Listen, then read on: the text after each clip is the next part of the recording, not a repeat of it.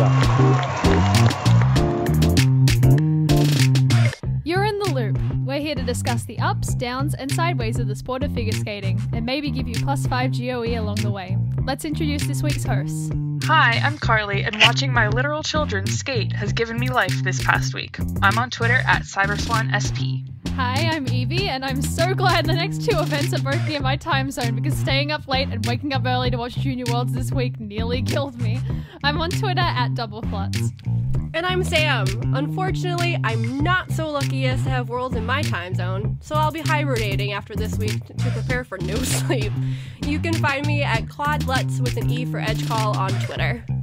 So, let's go over some of the figure skating news of the last couple weeks, just to get everyone up to speed on what's happened in the world of the sport we all love so much. Yeah, so you may have noticed this at Junior World Championships, but Alyona Kostornaya, she withdrew from Junior World Champions due to injury. She had an inflammation in her foot. She was very dearly missed. Yeah, it was so sad to see her withdraw, especially after she had such a great season and won the Junior Grand Prix final. It literally, made me so sad. I was like, that's why I'm watching is for Alyona. It was so sad. It sucked, but please rest, sweet child, and come and kill seniors next year. Oh my god, yes.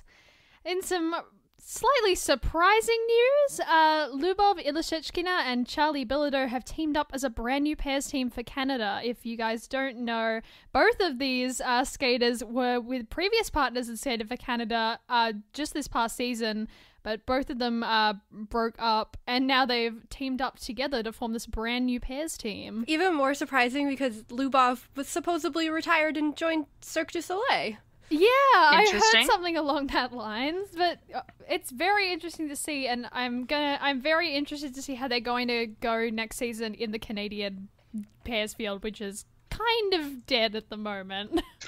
Just a little bit. Just a tiny bit. It'll be nice to have some more competition. Definitely. Mm-hmm. In some competition results, Universiade also happened this past week. Matteo Riso of Italy won men's, Mai Mihara of Japan won ladies, Alyssa Efimova and Alexander Korovin from Russia won pairs, and Bettina Popova and Sergei Mozgov won dance. There was also a synchro competition, and Team Unique of Finland won. Yo, synchro was lit. Synchro was literally amazing.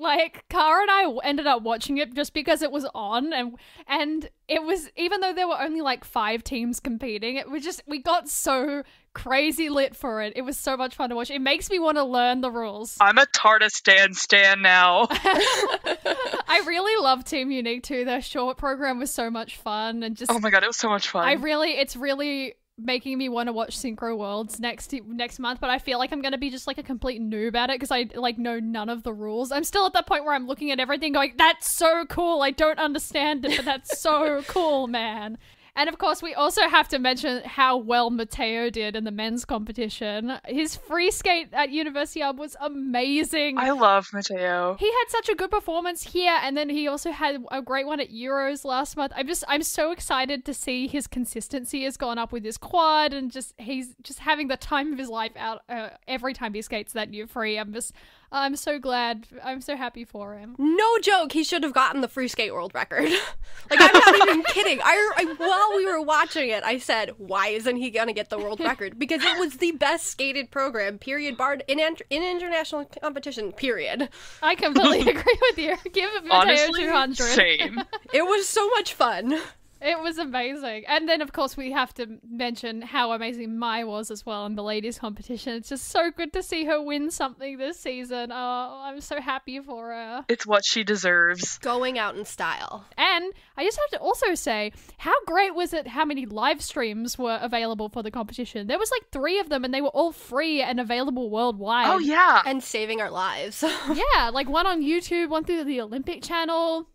I mean, I assume get on that. Weebin knew they don't know how to be accessible. Yeah, and PJ Kwong was doing the commentary as well, and I really love her commentary. She's so sweet, but also really informative. I found it really, helpful, especially during synchro, when she was explaining, the different elements and stuff, because otherwise I would have had no idea what was going on. And in some other news, so as you may know, our interview with Tracy Wilson is out now, coach of the Toronto Cricket Skating and Curling Club. And we have more interviews yet to come in the next few weeks, so keep your eyes out. Yes, it's very exciting. we got a couple more to give you. So yeah, keep an eye out on our Twitter page for the announcements as to when they're going to be released. We're very excited to have the opportunity to interview people and give you guys these interviews. So hope you enjoy those when they're out. Wow, can she skate? What great speed. I wish we had a radar gun on this. So let's go into talking about the event for this week, which is, of course, the Junior World Championships, which happened last week in Zagreb, Croatia. You know, it's the highlight of the season for the juniors, and we haven't actually seen a lot of the juniors since the Junior Grand Prix final at the JGP late last year. So honestly, I was just happy to see all of my children again. You know, I missed juniors in general, and it's so good to see all of them back. You said it was the highlight for the juniors. It's the highlight for me. I think this competition was kind of like up and down. I mean, there were definitely some really amazing moments, but at the same time, there was some completely heartbreaking and really upsetting performances and stuff. So, I mean, it doesn't trump last season's Junior Worlds in terms of upsetting, considering I still think Alexei Krasnozhan's injury is still very much in my mind. Like, it's burned into my retinas. Honestly, I mean, it could have gone a lot worse, but, you know, everyone lived, so I will take that. We can be happy. We can definitely be happy. And, you know, that's all we can really ask for at the end of the day, that everyone lives. So, shall we go into talking about the pairs first of all?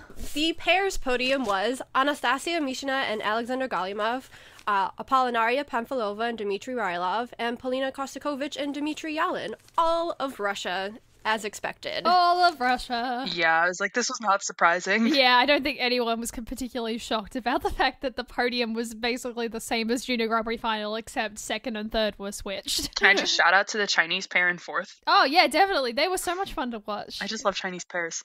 But yeah, I think overall, it was a pretty good pairs competition here. I mean, obviously, the junior pairs field isn't as deep as the other junior fields, but you know, I'm sure that absolutely no one was surprised or shocked to see the Russian teams have a complete sweep at the podium. You know, it happened last year. It's a very common occurrence in junior pairs. So an interesting thing that happened is Mishina and Galimov had a fall on their triple sow, Euler triple sow. I almost said half loop. I didn't. But they didn't get straight -5s for it. They actually counted a -3 and multiple -4s, which made their GOE -1.78. If they had, which I think, correctly gotten the -215 for straight 5s, the margin between first and second would have been 0.17 instead of 0.57. So I was thinking, looking at their PCS, if that was scored correctly, what I think correctly, should Pamfilova and Rylov won? It's funny because when you look at this pairs podium, it's like every team has like one advantage and one disadvantage. Like Mishina Galimov, you know, they've got a higher consistency with a higher technical content than a lot of the other pairs, which obviously does them well, but at the same time, they're not as strong in the PCS department, their skating skills. Like their lifts are like very acrobatic and they look good, but they don't have really fantastic ice coverage in comparison to some of the other pairs, you know. And then with Pamfilova and Rylov, obviously, they don't have triples, which sets them back quite a bit. Mm-hmm. But their PCS makes up for it because their GOE as well, because they do everything with such grace and effortlessness. And then with Kostakovich and Yalin, like they're amazing. They've got amazing performance skills and their lifts are freaking insane, but they're just quite inconsistent and they have trouble with their side-by-side jumps and landing the throws. Which is sad because I love them and I love all of their elements. They look amazing. I just wish they would stick their landings on those beautiful throws.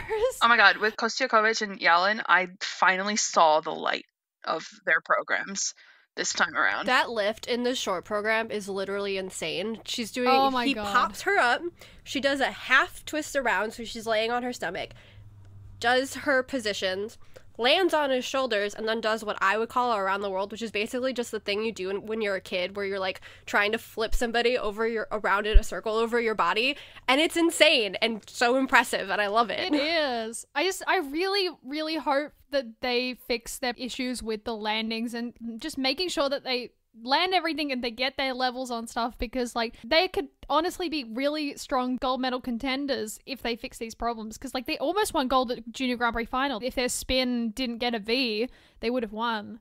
And then here, you know, they obviously had some issues landing stuff, and if they were more consistent, they should be winning everything, basically. I think, I mean, obviously, I led with the question, should Pamfilova and Rylov won? And in my opinion, they probably should have, just because their free skate is a senior level program. I agree. Like, top to bottom, like there's never a moment where you're like, oh, this is the part where they're taking a break, or you're like, oh, here are the crossovers across the rink so they can do the big jump.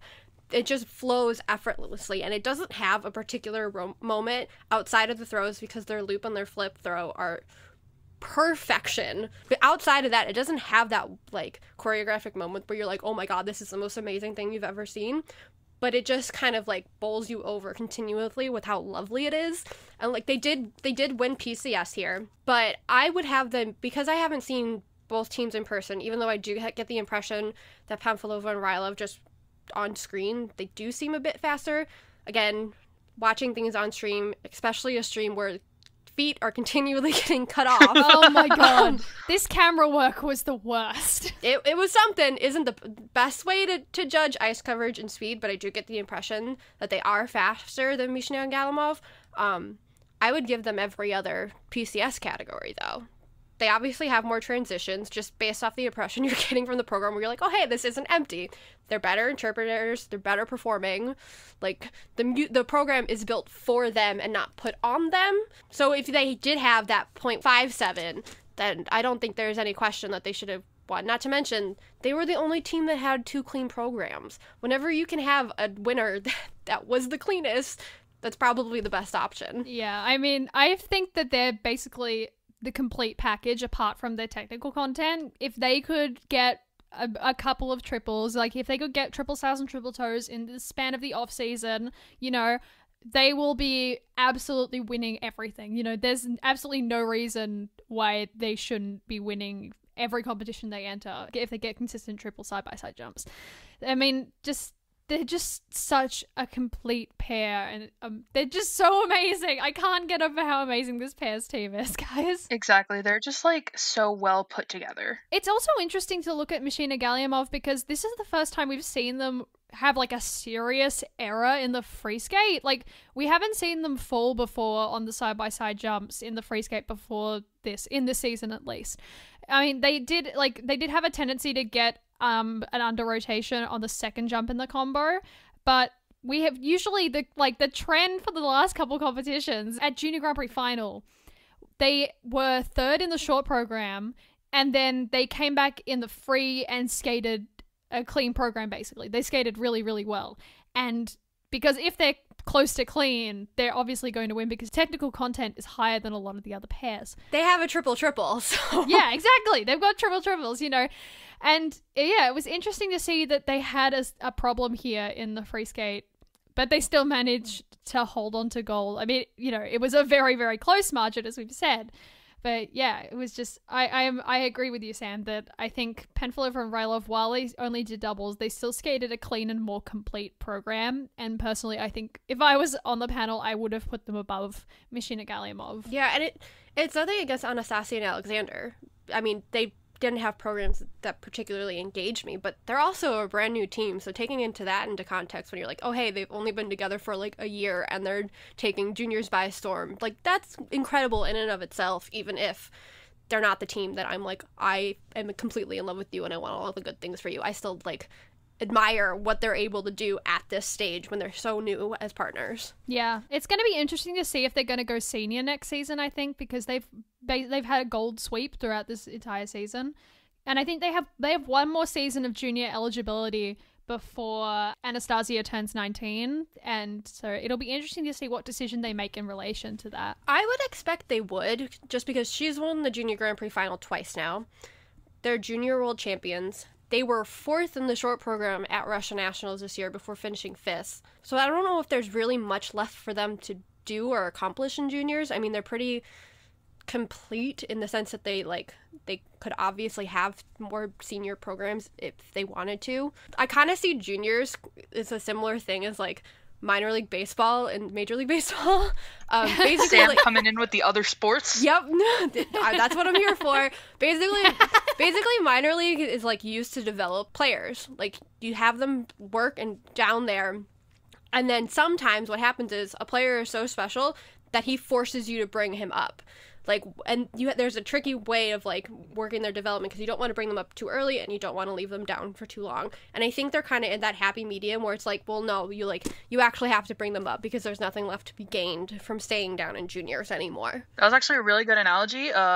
Promote figure skating and baseball.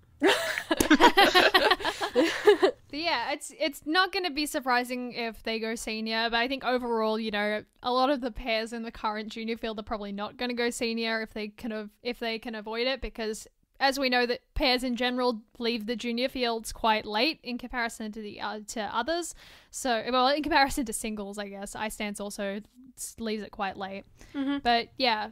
I think Kostiukovic and Elin also have another year until they have to go senior because Dimitri is turning 21 next year. So it'll be interesting to see how they do next season. And also, and Panfilova and Rilov are both born after 2000. So they've got quite a bit of time before they have to go into seniors. And obviously they still have they have to up their technical content if they want to have a chance to compete properly in senior. Mm-hmm. But I just find it really interesting also that, we've seen Panfilova and Rilov compete with Machina Galimov 3 times or so this season, internationally, I mean. We saw them at Junior Grand Prix Bratislava right back in August, which seems like a millennia away. Ages ago. Guys, we were both on that episode. We were all on that episode. I was just saying, wasn't that all us? Yep. Yeah, it was all us and Clara.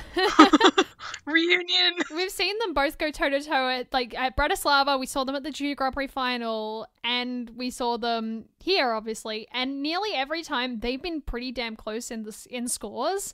So, even with the technical content deficiency that Panfilova and Rilov have. So, that's just a really interesting trend to see. And, especially, it just speaks to their scoring potential, honestly, and how well they could be scored if their technical content was higher. Yeah, that's what I was going to say about Panfilova and Rilov, is that, it speaks to how good they are that they're competing without that technical content. And they're winning PCS, rightfully. Yay! Mm-hmm. That's what we'd like to see. All right, should we move on to the men? Do we have to? I mean, we don't need to, but we kind of... What's a man? Good question. The men's event at Junior Worlds did not happen. Next segment. Okay.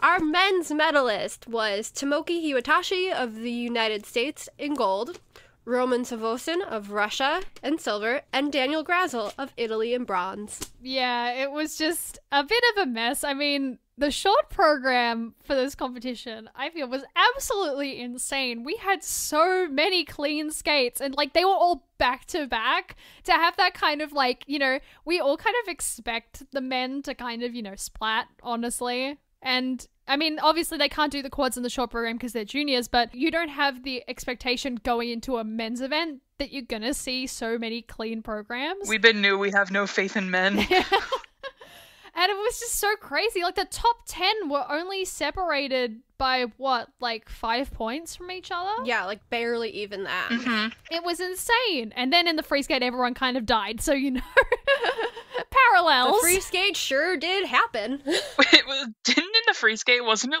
only Roman who was clean? He wasn't even clean, though. He was Yeah, he wasn't really that clean. It was Roman. Tomoki almost was, but he popped a quad toe. And then the third Russian, he was close to being clean too, I think. I think he fell once, didn't he, or something? Or came close to falling. Yeah, it was close, though. There was a moment where he looked like he might medal, because everyone was dying. So our benchmark is close to being clean. It's not clean, it's just close to being clean. Our benchmark is you popped a quad, which is just Our benchmark is you lived. So yeah, they were extremely close standings after the short. It was just... I think the judges were kind of also surprised that so many men were clean, considering how close everyone's scores were. They were just oh god, we were not expecting this. Now I have no idea how to grade all of these men, kind of thing. Especially with the PCS, which were interesting to look at. Yeah, interesting is a word for it. Yeah. Yeah, Camden Polkinen, for example, the class of the field, had a PCS range of 6.75 to 8.75. What kind of range? Yep, with only one judge willing to give him 8s, which was Judge 1, who gave 8s to everyone in the top 3. Judge 1 was me. Judge 1 was me, secretly. Mood. There was also my new enemy, Judge 7, who actually gave him lower PCS than Daniel Grazel, who got a 39 flat from this judge, and then he gave Camden a 36. That's a choice. That sure did happen, and this is nothing against Daniel, who is an extremely talented skater, but Daniel does not have good skating skills. In comparison to Camden, yeah. I mean, I think most men in the junior field in comparison to Camden do look a little bit weaker because his skating skills are so refined and his expression is so refined. He skates like a senior. He wins every PCS spark by a mile. And like I said, this is nothing against Daniel. When you watch Daniel skate, he's obviously trying to perform, but his program choreography is not on the same level as Camden's. With his skating skills, he's never secure on his blade, which is why it looks like he's rocking back and forth, because he's using his upper body to keep his momentum going and, like, move around. So, like, even though, like, he has lovely spin positions, he's not hitting those same positions when he's actually skating. And, like, I understand he, like, skated near last, and again, it was a long day of really close clean programs. I just have many questions. Yeah, and I think that, like, Daniel, obviously, yeah, Sam, you said his spin positions are really cool and innovative, and I really, like, I appreciate that he really tries with his facial expressions, because I feel like a lot of juniors in general just don't really, you know, they haven't grown into their performance style yet, you know. They're still trying to work out how to express themselves and in their programs. But I think Daniel's doing a really good job considering his age and how much experience he has. And, you know, I think his choreography at times can be a bit, like, flaily. Like, he really likes to just, like, shoot his arms out repeatedly. He's a noodle. He's a noodle, yeah. He's all leg, and it's just, you know, and his jumps are kind of terrifying every time he goes into them. But, you know, that's fine. I'm proud he got onto the podium here, because he didn't make the Junior Grand Prix final because he had a bad performance at the Junior Grand Prix in Austria. And I mean, you know, he did have back-to-back JGPs, so that was going to be rough on him from the beginning. But yeah, I'm glad that he did so well here, and I'm just I'm excited to see how he's going to develop over the off-season, and I hope he gets, like, better programs that aren't so erratic and flaily, and that he becomes a bit more of a refined skater next season, because that could happen, you know, as people grow and they learn a bit more, and just he becomes a bit more controlled, you know. Oh yeah, it's totally possible. It's just looking at the marks now, you can't help but be like, I don't know about that one. Yeah. Because he's clearly insanely talented. Nobody else could be doing what he's doing with such choice technique, without being as insanely talented. Oh yeah, and especially because he's trying all these, like, difficult quads. Like, he's trying the quad lutz, he's trying the quad loop, and he's in a field currently where those aren't a prerequisite to win. Like, only a couple of the junior men have quads, and even then, some, like, they're not that consistent, and hardly any men are trying the more difficult quads. Yeah, here it was just him and Steven Gogolev, which, quick shout out to Steven Gogolev for finishing his program after he stabbed himself. Honestly. Oh my god, I almost completely forgot about that. How did I forget about that? That was a mess. How do you forget about a stabbing on ice? To be fair, we didn't know it had happened mid-program. Yeah. We saw someone tweet about it, and we were like, wait, what? He stabbed himself with his actual blade? What? How does that happen? And then you go back and look, and you see, his pants are kind of ripped. Oh no. Stephen, please protect yourself. Oh my god, no, but Evie, what you were saying about Daniel not making the Junior Grand Prix final, it kind of speaks to, like, the chaos of the men this season, that the one person on the podium who was at the Junior Grand Prix final was 6th. Like, this event was really, truly a mess. So we had Stephen, who finished in 5th, and he won the Junior Grand Prix final. We had Adam from France, who finished 6th here, and he was also qualified for the final. Koshiro finished 9th here. He was also there. And yeah, obviously Camden and 8th. And poor Peter. Yeah, and Peter and oh god, that made me so sad, especially after he did so well in the short program. Oh boy. The free skate was just complete and utter chaos. But that also goes to show you how hard it is to, like, have a junior season, because you start off so early in, like, August to do your Grand Prix. Then you're off until December. And then after December, you might have your nationals like that month or maybe like a month and a half away. And then you have to sit around and wait for Junior Worlds. Like, it's incredibly difficult to pace. Yeah, I kind of wish like there were more junior events. Yeah, like one in the time that like one around late January to early February. Yeah, kind of like a four continents like Yeah, one. honestly, they should have a senior and junior division for continental championships. Honestly, I would love that. Euros and 4 continents, that would be awesome to see a junior division, but that might take a lot of planning to get set up. Yeah, I mean, honestly, how about just have them compete on the same competition ice and then just split it? You know what I mean? Like, so they're all competing at that would be a really long short program, but like The short programs are already long enough at Euros as it is. yeah, oh, yeah, that ladies one. Anyway, I mean, ladies here at Junior Worlds was like nearly 6 hours long, so. But anyway, let's actually get on to talking about the gold medalists at the event, Tomoki Hiwatashi from the US. Oh boy, I'm so proud of him. the greatest kissing cry of all time. Literally Oh my like God. king of spit takes. He is so fun to watch too, and he has like the greatest transition of all time. He does a freaking cantilever into a toe touch before his triple sow. Like, Transitions monster. what? Literally, he's a transitions monster. It's so cool. It's amazing. And just thinking about how, Tomoki, his Junior Grand Prix final appearance, really wasn't the greatest and he had some troubles there. And then at US Nationals had an amazing skate, a really stellar skate. And then he went to Four Continents last month and also skated amazingly there too. And now to top it all off, he's come here and he's won the gold medal. And just, oh boy, I'm so proud of him, especially since this is his last junior eligible season. Finishing on such a high note is so reassuring. His journey from first winning that Junior World's bronze to now is just insane. Like, he went through so many ups and downs to get here. It's so nice to see him, like, again, be able to leave out on top and move into seniors on a high note. And he's just had a really good, like, gradual rise this season that ended so well. It's what he deserves. It is what he deserves. And then going on to, obviously, our silver medalist, Roman. He, as we said earlier, he was, like, the only one who pretty much, like, probably survived the free skate. It was at that point, like we've said before, like we said all the way back in the Junior Grand Prix Bratislava and Cup of Austria episode, that Roman's jump technique was terrifying, to say the least. But, at the point when he was going out to skate and he was actually landing things, unlike all the other men who were kind of like falling all over the place, it was just like, I'll take it, I'll take this jump technique. I'm pretty sure he didn't have a great Russian nationals either. So it's nice to see, like, the complete 180 there. It's just like, for me, with his jumps, his axis is scary. It's so weird. Like, it's Yeah. like mid-jump, he just skews, like, off of axis, and he just changes. It's completely normal going up, but then once he hits the peak, he's, like, leaning backwards. He's like, woo! That's a good description. Woo! Title of He's the like- episode, woo. Woo! It's just like, it worries me so much. Like, I'm like, how do you land that? It's impressive that he ended up landing so many of his jumps in his free skate. It was just so gratifying to actually see someone come out of that free skate alive.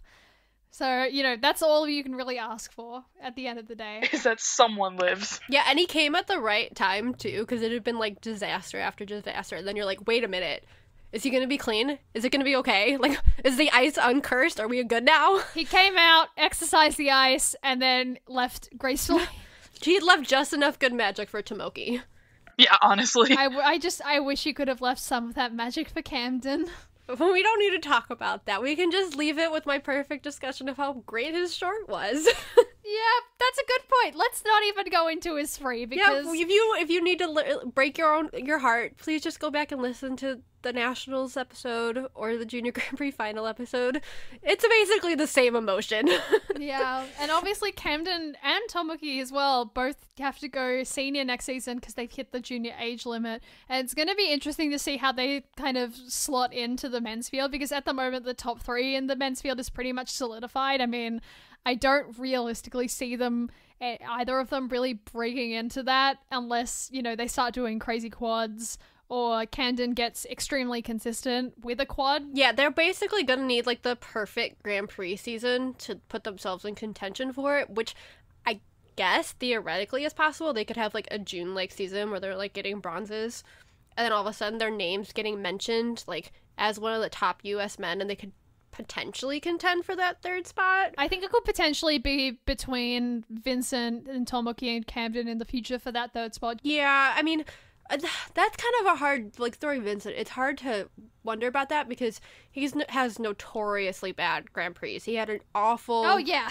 Junior Grand Prix the year he won Junior Worlds. He had an awful Olympic Grand Prix. He had a bad Grand Prix this year. And then he always shows up to Nationals, like, more prepared.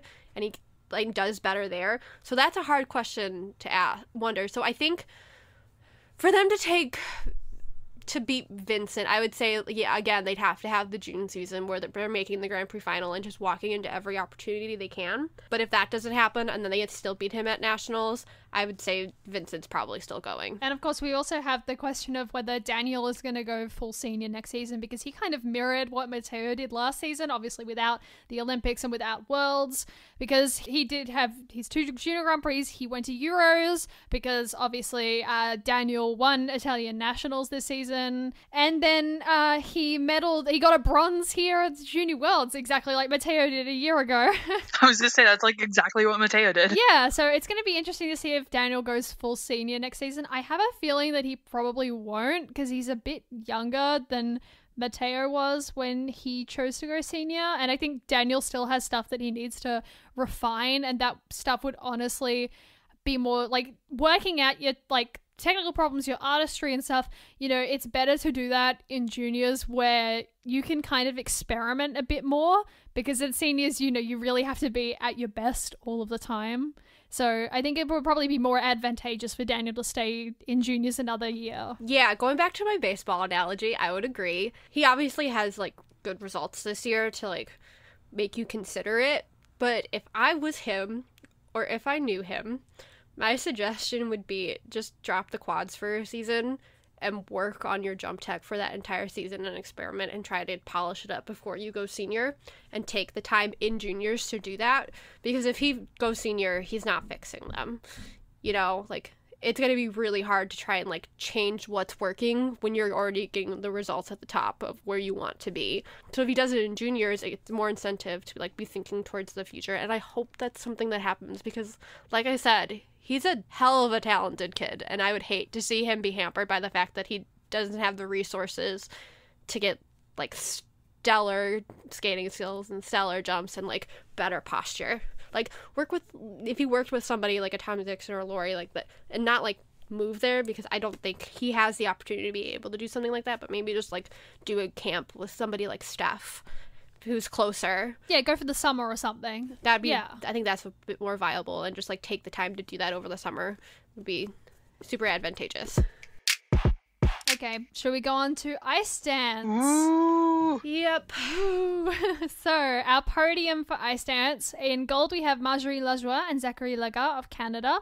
In silver, we have Elizaveta Kudryavtseva and Nikita Nazarov of Russia.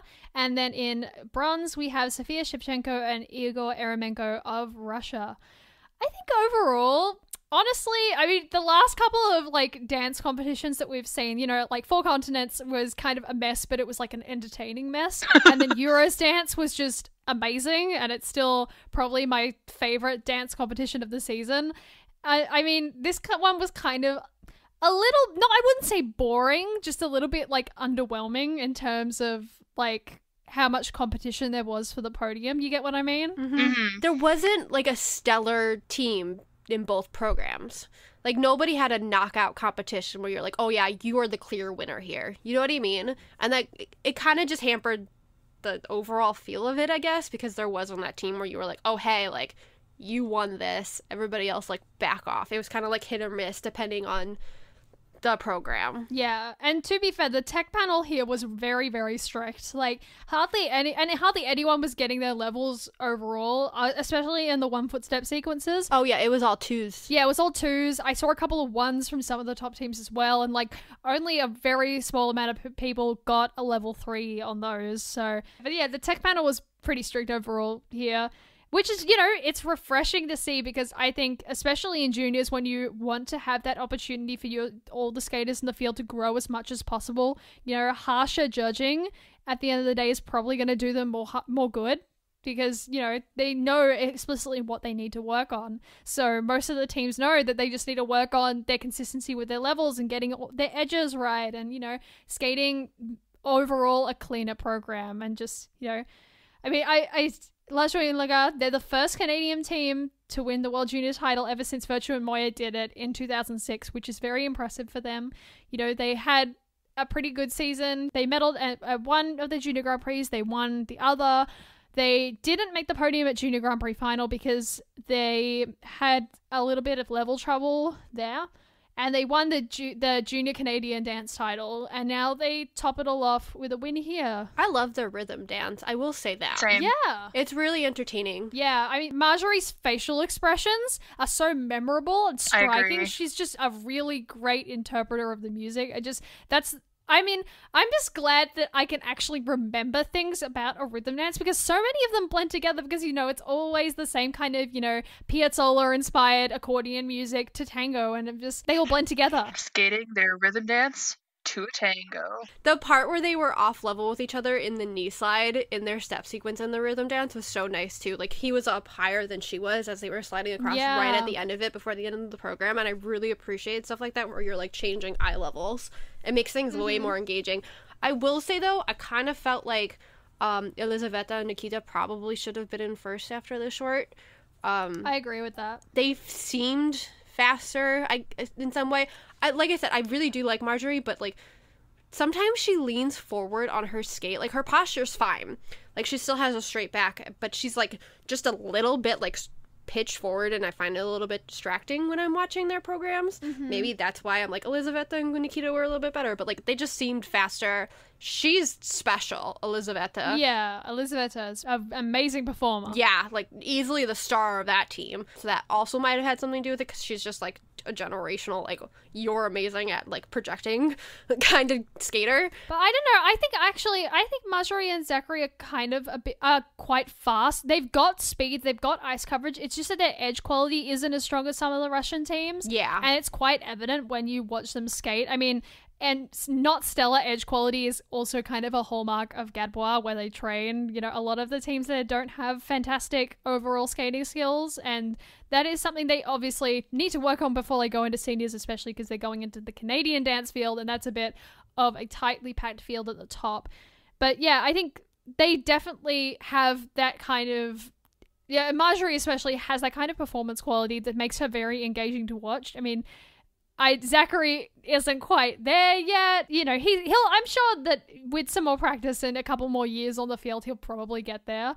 But at the moment, I squarely just look at Marjorie whenever they skate, because she's so engaging to watch. Yeah, I agree. Their rhythm dance is so memorable, but their free dance, honestly, I couldn't really, apart from the opening lift, I can't really tell you anything about it besides the fact that it's skated to like classical music. That's about it. I will say it's like the perfect example of why lifts are so important, because like you said, I can't remember anything about the program other than the music choice and that she was wearing green.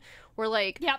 with Avonlea and Vadim, I remember that curve lift. Like, it's ingrained in my brain. It's so striking, and like there needs to be some kind of touchstone with dance programs, because again, you don't have the jumps, so there isn't like that one thing where everybody knows what to look for. So when you have like a super strong engaging lift, it's that thing that everybody remembers, and you're like, oh hey, that was the impressive part. And it makes things like, I don't know how to put this other than like memorable. And when you don't have that memorable thing, like especially with sleepy music like this, it's kind of just all blends. I agree with that. And the fact that the music itself for their program was quite like strong, they didn't really have much variation in the way they expressed the music over the program. It was all very kind of one note aggressive, you know what I mean? Yeah. And some of the bits in the music do kind of soften up. I would have really liked to see more variation in their expression. I think that could have really led to a more complete program for them. So that could be possibly something they should look to improve on over the season. And, they're at Gadbois. They've got a lot of people there that are very talented at performance and expression. They can look at, Gabby and Guillaume or Chuck and Bates and, stuff like that. I mean, Maddie Chock and Marjorie, you know, they both have kind of that same kind of performance quality where you only really want to look at them because they're pulling like all of the facial expressions and they're just drawing your attention so like distinctly. It's good to see that kind of stuff. I love Maddie Chock. Don't we all? Talking about the Russian dance teams, you know, I find it kind of interesting that the favors have basically completely flipped since the start of the Junior Grand Prix because, you know, Ushakova and Nekrasov were kind of favored going into the Junior Grand Prix final because they won both of the events and they had the junior world records. And then obviously they came in silver there and Shevchenko Eremenko won the Junior Grand Prix final. And now there was another upset here where Kudaberdieva and Nazarov placed above Shevchenko Eremenko here. And Ushakova and Nekrasov didn't even make the podium here. They finished 5th here because they had quite a lot of level troubles in both segments. And, you know, it's interesting to see how much the favors have kind of flipped and how Elizaveta and Nikita, you know, they were consistently scoring lower over the first half of the season in comparison to the other two teams, and now they finish off their season with a silver here. And I think that's really impressive to see how much change can happen in a dance field, especially because the senior field, you know, we don't see that much change in the top teams in the seniors, so to see a lot of the upset here is quite interesting. Yeah, I mean, I don't think it's something that's like too uncommon in juniors because I remember the 2016-2017 season, something similar happened with the two US teams, the Parsons and McNamara and Carpenter, where they were kind of like flip-flopping. Like McNamara and Carpenter were the junior world champions, but then everything flipped the next season and the Parsons became the number one team. So I think maybe something interesting it's happening here too, where like maybe like they're not really sure who they want as like their team going up into seniors, so they're not necessarily like pushing any one team because they know how talented all three are, and they're kind of letting them duke it out and like all like by their placements decide, okay, who actually is the number one team here. Should we talk about the 4th place, our potato medalists? Yes. Avonlea Nguyen and Vadim Kolesnik. Loves of our lives. Literally, Avonlea is my daughter. I really wanted them to get on the podium here, but you know, I guess I'll take the small medal in the free dance because they did so well. I was just praying that they would be like a not too distant 4th after the rhythm dance, because that free dance is like obviously gonna overtake somebody because they're so good. It's so good. There is that weird music cut after the demons going into the second half of the program, but the way they perform it is just stellar. And they beat out other teams on tech content. It wasn't even their PCS that did it. I was gonna say, didn't they have highest base level? Yeah, they had highest base value in the free dance, and they beat Luxury and Lagar in that respect as well. It's so good to see them, like, especially their rhythm dance has never been the stronger of their programs. Which is a hallmark of Igor teams. They're never necessarily the best at the rhythm dance. And the fact that they got, like, I read an interview, I think, on International Figure Skating with them about how the fact that they changed their rhythm dance choreography, like, 4 times during the season, often, like, right before competitions. Like, they changed it, once, like, right before the Junior Grand Prix final, and then they changed it again right before US Nats. And I'm like, guys, please, Igor, what are you doing? You are stressing me. It just makes it even more insane that they're a brand new team and they're, like, dealing with having to change choreography when they're not necessarily like used to each other yet. But that's the insane thing. They've only been together for like a year and they're already this good. Yeah, they competed last season in the Junior Grand Prix, and they placed like I think 5th or 6th at US Nationals in the junior ice dance, and then this season they've done so well. You know, they've got on the podium at 2 of their Junior Grand Prix. They got to the final, and now they placed 4th here. The amount of growth that they've shown from this season to last is insane. They're completely different skaters, basically. That's how much they've improved. I'm really looking forward to see how much they improve next season, honestly. If they take that same amount of growth over this coming off season, what's going to happen? Exactly. It just makes you so excited. We would be mistaken not to mention how good of a performer Avonlea is too after we talked about Marjorie and Elizaveta, because she's right up there with them. Like, she's so good. And Vadim is such a solid, like, ice dance man. His, like, edge quality is amazing. He's got a really strong back and really, really good posture as well. He's got that posture that you can just tell that he's like done ballet and dancing. He carries himself so well. Like, this is they're with the coach that gave us Charlie White and Scott Moyer. Like, they're in good hands. So La Joie and Laga have announced that they are going senior next season, which is going to be interesting to see how they kind of slot into it, because at the moment the top 3 is pretty, solid. I don't realistically see them like competing for a spot unless someone retires, which, could be a possibility. Yeah, it's possible Weaver and Poge might. Mm-hmm. So it's going to be interesting to see what happens there, because, there's really at the moment the top 3 and then the rest of the field kind of thing. They would probably be like competing, I guess, with Susis and Fierce in that respect. I would expect they would be 4th. Caroline and Shane did not have the best season this year, so it's hard to guess where they'd be, but I based on how Marjorie and Zach have performed this year, I think that they would slot ahead of them. And again, if Weaver and Poge are still competing, they're probably not getting spots, but like anything could happen. But I'm guessing they're probably 4th. I would agree with that. Okay, last discipline, the ladies. Always the highlight of a junior event. Yeah. So our podium in gold, we have Alexandra Trusova of Russia. In second, we have Anna Sherbakova, also of Russia. And our surprise bronze medalist, Ting Shui from the US. So we have 2-time consecutive junior world ladies champion, Alexandra Trusova. And men's champion, technically. She won men's last year, let's be real. Honestly. And this is the first time, I believe, since Elena Radionova, who won back-to-back titles a couple of years ago, that another Russian or lady in general has won back-to-back junior titles. So definitely impressive to see Alexandra have such a good season overall here. The only time that she really didn't win in an international event, at least, was Junior Grand Prix final when Aliona won. So, yeah. I mean, I'm sure that no one was surprised kind of to see her win here, considering Aliona was not here. So, yeah. Yeah, and a lot of the discussion afterwards was, should Anna have won based on PCS? Basically, watching it afterwards, I'm always like, yeah, maybe she should have, because she hits prettier positions. She's much more nicer to watch. But, like, when you actually think about it and you go through the PCS categories, she probably shouldn't. There really isn't that much difference in their choreography decisions. Like, they're both clearly have a free skate that's built to display their technical content, not necessarily their pure basic skating. And you could actually argue that Sasha's free skate is actually better suited for her than Anna's is. I still think Anna's is too heavy and it's not the right music for her. And like you sit and you like anticipate the quadlets, and then after the quadlets you kind of just let go and that's it. Where with Sasha's, like the music is still so loud and her skating is loud, so you're paying attention through the whole thing just a little bit more. Their transitions are technically the same, even again if Anna is hitting a pretty position in them. Is she interpreting the music like that much more? Is she performing it that much more? I don't think so.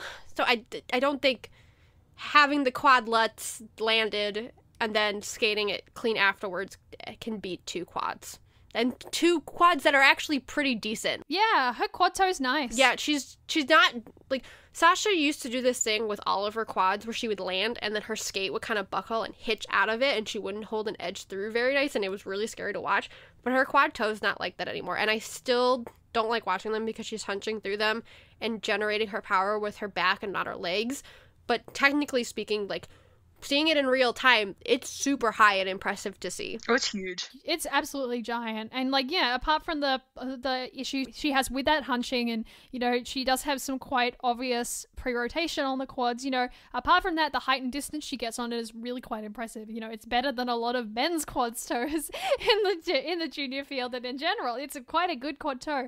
But I'm actually quite surprised how much Sasha's free skate has grown on me during the season, because I started off really not liking either of her programs. I hated it at first. At first I was like, okay, yeah, she's punching the judges, cool, but I think honestly while I wouldn't call it like my favorite of the junior programs in general, it's definitely stood out to me. Especially, I really enjoy the last half of it when she does her step sequence, because I really like how well her choreography like accents the bits in the music.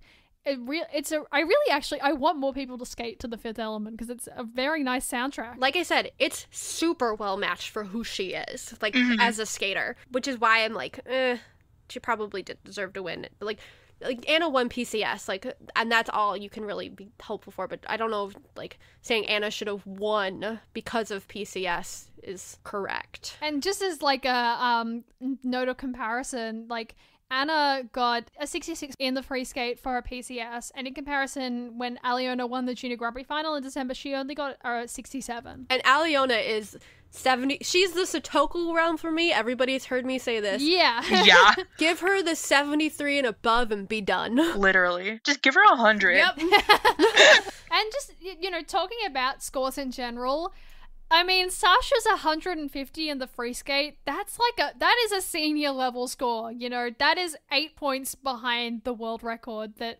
Alina got at Nebelhorn in September. You know, when I saw that 150, I was like, okay, I guess. You're like, that's interesting. And that, like, goes into the thing, like, we shouldn't be talking about giving either one of them higher PCS. We should be talking about giving them lower PCS. Because in comparison to Ting, our bronze medalist, I actually thought she probably should have had higher PCS than them.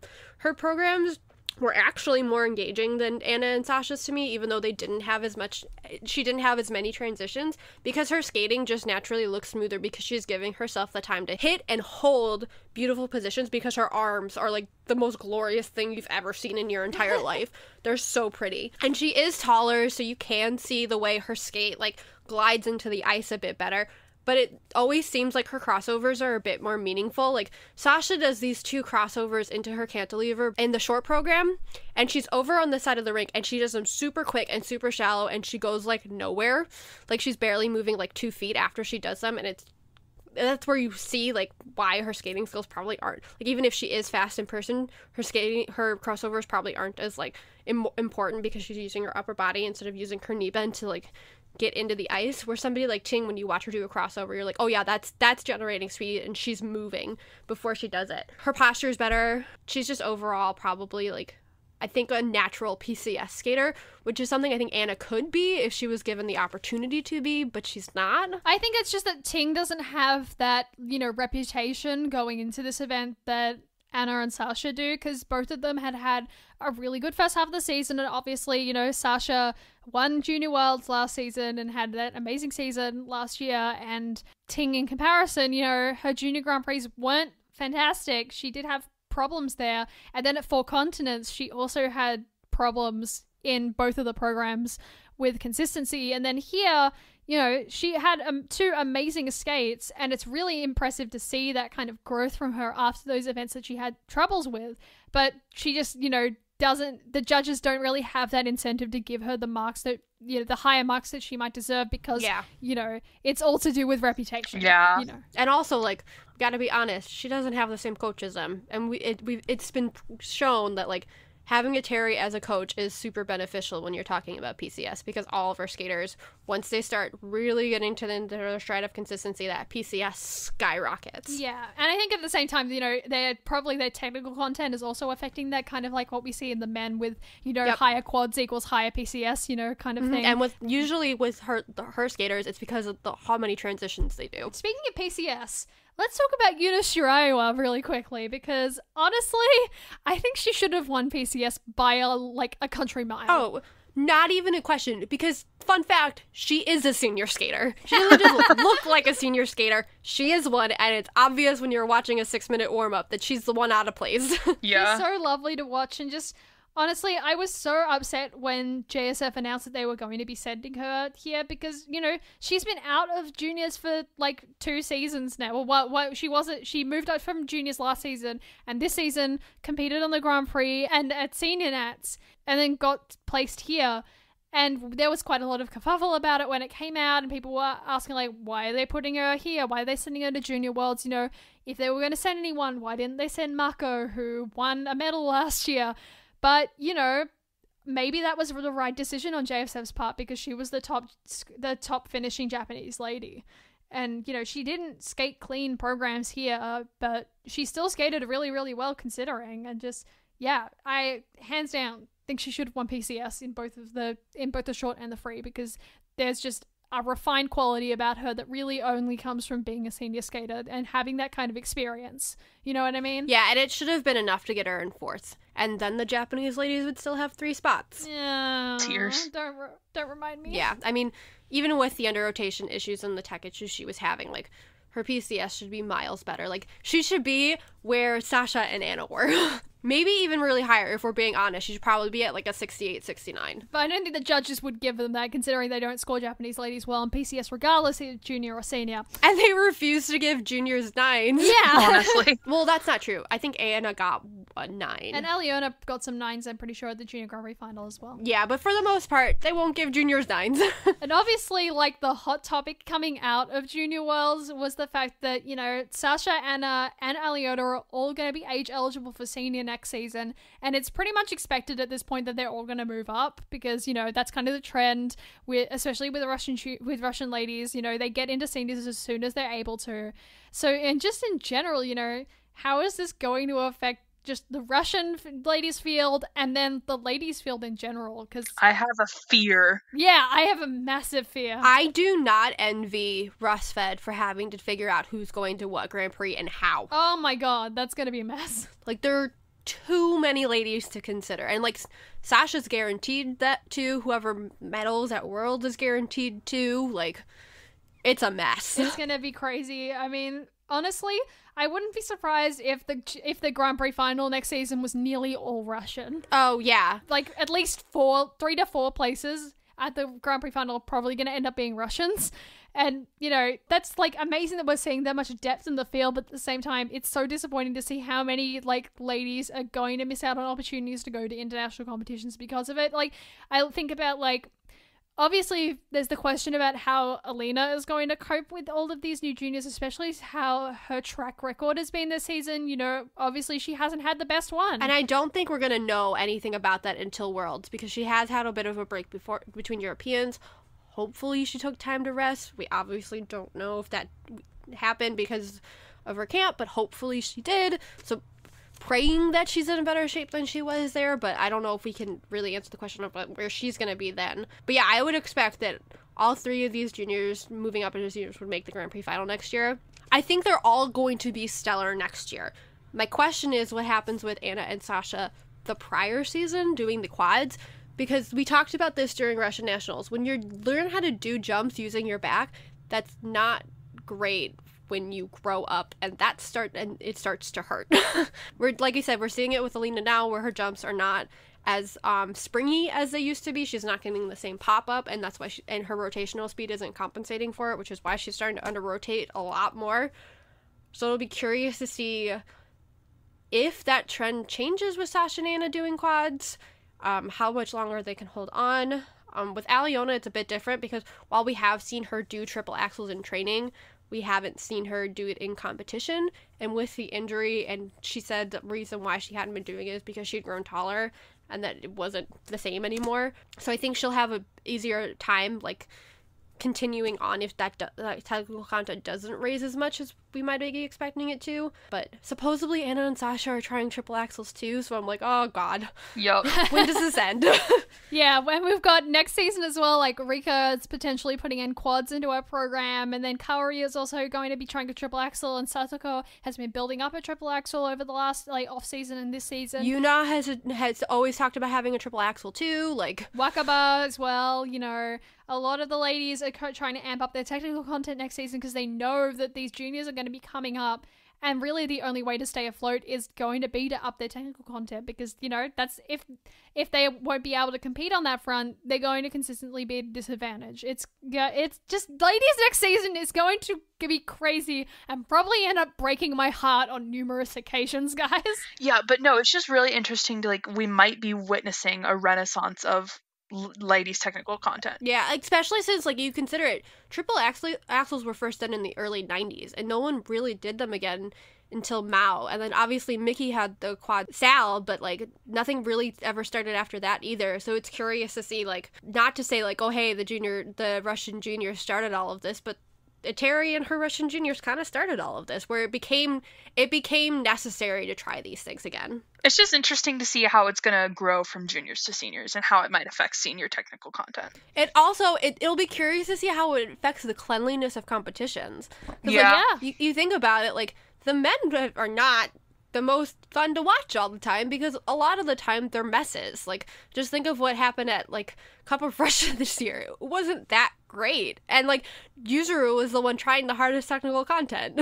Like, nobody was really that close to him at that competition, but it was still kind of a mess. But it'll be curious to see, like, if they're any more consistent, because, like, Sasha in that quad toe, like, she's landing those money now, but she's still trying the quadlets when she hasn't landed it once all season. So it'll be curious to see, like, how it affects that if we start seeing people, like, the Mikhail phenomenon, where, like, people were complaining at the Olympics because he was beating Adam even though he had falls. If, like, stuff like that starts to happen, where we start getting, like, planned falls, quad falls that lead to wins that maybe shouldn't be happening. And then we also have to think about how the junior field is going to develop next season, because we've got the top contenders all kind of expected to leave, and how apart from them there aren't any like really like standout guaranteed to win kind of skaters that we know of yet, because the younger Atari juniors were at Junior Russian Nationals this year. I don't think any of them are going to be age eligible next season. Yeah, that was my question. I'm not sure they're ready for the Junior Grand Prix yet.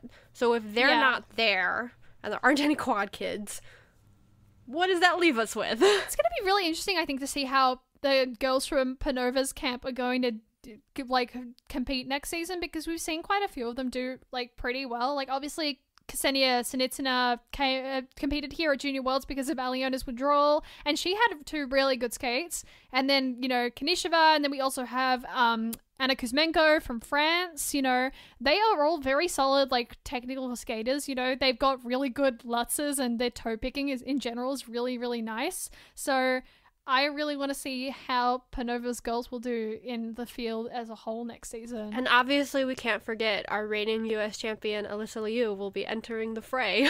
Oh my god. Oh boy. That's going to be a whole thing. I mean, I'm excited to see her in the juniors and in the Junior Grand Prix. I'm about to drop another sports analogy in for you guys. She's kind of like a draft pick where you're not really sure, with a high, like, boom or bust potential. So she could either be junior world champion, take over the field, depending on how consistent she is, because let's just be honest, she has a triple axel. Not only does she have a triple axel, but she has a triple axel that she can do in combo. So having 2 triple axels in a free skate and landing them consistently on the Junior Grand Prix, and then maybe winning the Junior Grand Prix final, and then winning US Nationals, and then going into Junior Worlds, entirely possible that she just takes the season. Or she could have a bad early season, not make the Junior Grand Prix final, maybe be 2nd or 3rd at US Nationals, and then go into Junior World and not have the same backing she would have had she been consistent throughout the whole early season. So it's like, it could go either way with her. Yeah, I just think that basically, like, we're at such a turning point with both the junior and senior fields, because the junior field is losing Atari's, like, 3 Atari kids, whereas the senior field is gaining 3 Atari kids. So both are going through really big changes because of that. Well, just as a note, the lights went out in the building just right at the end of the program. That was unusual. I haven't seen that happen. So, our shout out of the week for this week goes to all of the lower ranked or non-international competing skaters at the Winter Universiade over this past week. You know, Universiade is a competition that's only for university students, and it doesn't have any technical minimums unlike other competitions. So skaters that don't have like triples or even in some case doubles can come and compete here on an international stage to a huge crowd, actually. Like the venue at every event, like even at like pairs in the short program, was pretty packed. Like there was at least like half of the audience like was filled for these events that usually don't garner a lot of audience attention, which is really nice to see. Yeah, it's just really nice to like see lower ranked skaters being able to perform on an international level. My favorite one was that there was a man competing in singles, and he was from Brazil, and he only did singles in his short program. He skated, I believe, to Malaguena, and the crowd was so with him through the entire time. Like, they were clapping along to the music, and he was smiling. Aww. And even though, like, he wasn't obviously the most technically talented skater, and, like, he was skating in the last group, I'm pretty sure, or second to last group, And everyone was just supporting this guy so much. That's so sweet. Because, obviously Brazil isn't a figure skating country. And, just to see this one guy come out and support his country, with only singles, but doing it with a smile and being proud of himself in the kiss and cry. Like, it's so charming and so good to see athletes from smaller federations, have that opportunity to go compete on a huge event that's like live streamed to the world. Just, it warms my heart so much. I was gonna say, it's just a heartwarming thing. Like, Universiade is just a fun competition. I know, I really like it. Just short shout out to Synchro, because it's amazing, to Team Unique and Marigold Ice Unity and Tardistan, who I stan. Just like, y'all are great. Keep up your pivoting blocks and your intersections, and keep on keeping on. I'm gonna watch Worlds. Thank you for listening. We hope to see you again for our next episode, which will be about the World Championships. If you want to get in touch with us, then please feel free to contact us via our website at inthelowpodcast.com or on Twitter and Tumblr. You can find our episodes on YouTube, iTunes, Google Play, Stitcher, and Spotify. If you enjoy the show and want to help support the team, please consider making a donation to us on our Ko-fi page. And we'd like to give a huge thank you to all the listeners who have contributed to our team thus far. You can find the links to all our social media pages and our Ko-fi on the website. If you're listening on iTunes, please consider leaving a rating and a review if you enjoy the show. Thanks for listening. This has been Sam, Carly, and Evie. See you soon, guys. bye-bye.